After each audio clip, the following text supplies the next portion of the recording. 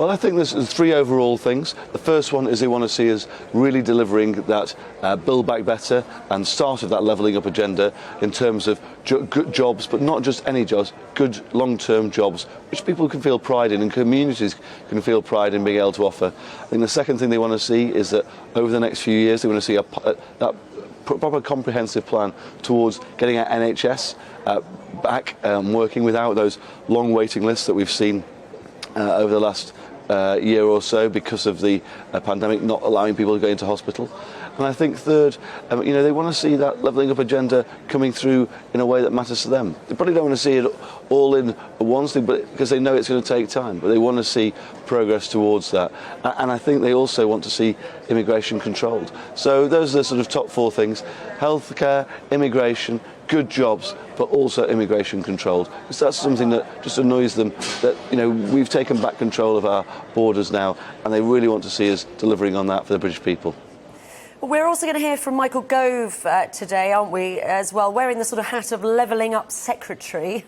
What do you expect him to say today, Richard? Well, what I'd like to see him say is to set out, if he can, those timetables for levelling up funds. My neighbour, who's a GBNews presenter, Deanna, has already had her levelling up bid put in. Mine will be going in round 2, so I'd like to see some dates for that. Because that's what my community are really after. Some of those capital schemes which are going to help make a difference on the ground. Michael Gove's in charge of that. I think the other thing that Michael Gove is really looking at, though, is the union unit. And that's how we ensure that the UK holds together as one of the great great countries of the world.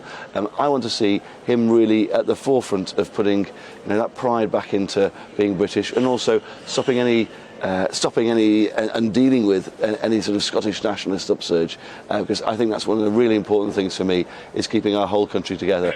And I'm glad that Michael Gove is looking at both that and the levelling up agenda as two parts of the same thing, because for a constituency like mine, which is so close to the Scottish border anyway, one of the biggest things that we could see both in my neck of the woods but also in Scotland is any issues around the union. What we need to be doing is looking to the future and really pushing out global Britain, like we saw yesterday from Liz Truss.